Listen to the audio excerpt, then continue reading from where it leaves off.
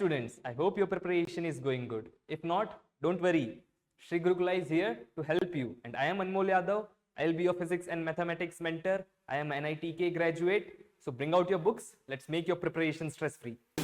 So today's question is fill in the blanks type, and we have options as well. Okay, so we are supposed to choose our correct answer among these options. The first question is electric field line due to a single positive charge ends at infinity. So this is our correct answer. Infinity. Why infinity? See, if we have a positive charge, electric field lines comes out of the positive charge and goes towards infinity, either infinity or negative charge. But in the question it is mentioned that it is a single positive charge, means there is no other charge. If there was a negative charge beside, then what will happen? The electric field line will come from here and end here. But this is not our case. There is only single charge. That's why the electric field line will only end at infinity. So correct answer is infinity. Now second question is electric field line inside a uniformly charged spherical shell is. It is, as we studied, it is 0. So 0 is the correct answer. Why 0? Because if we have a shell and charge is on the surface, charge is spread uniformly on the surface like this. So if we place, what will happen if we place a charge outside the surface? What will happen? Due to each small charge, it will experience a force in this kind of directions, right? The maximum distance, like in this kind of direction. So net force will be in this direction, right? But what will happen if we will place a charge inside? Due to this charge, it will experience force in this direction, this charge in this direction, due to this charge in this direction, this charge is this direction.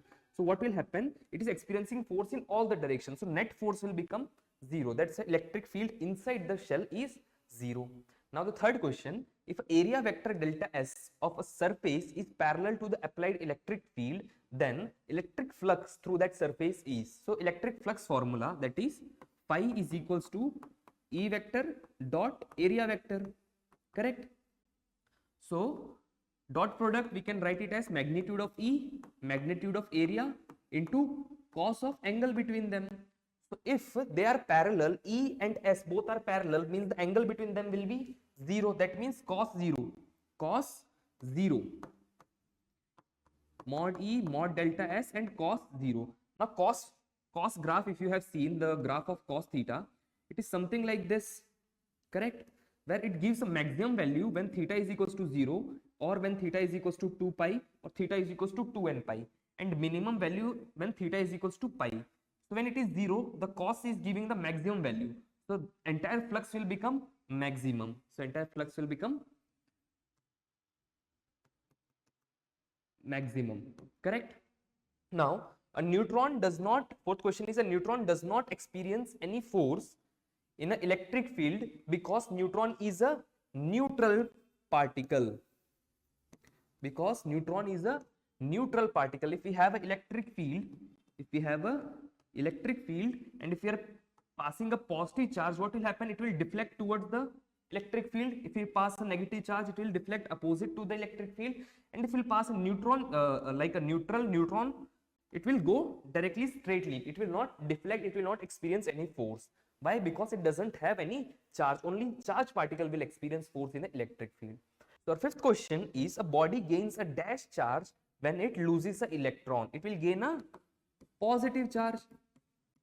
Why positive charge? For example, if we have two atoms, one atom is losing electron giving to other. So what will happen? It will gain a positive charge and it will gain a negative charge. For example, if we have sodium atom and a chlorine atom. Sodium has only one electron in the outermost shell, correct? And chlorine has 7 electrons in the outermost shell. So what happens? This sodium gives 1 electron to chlorine. So this is completely filled orbital, and this will also be a completely filled orbital. So what will happen? It will become Na plus and chlorine minus. This is our sodium chloride salt formula, correct? So how it become positively charged? By losing 1 electron, by losing a negatively charged. So if a body is gaining will gain a positive charge when it is losing a electron.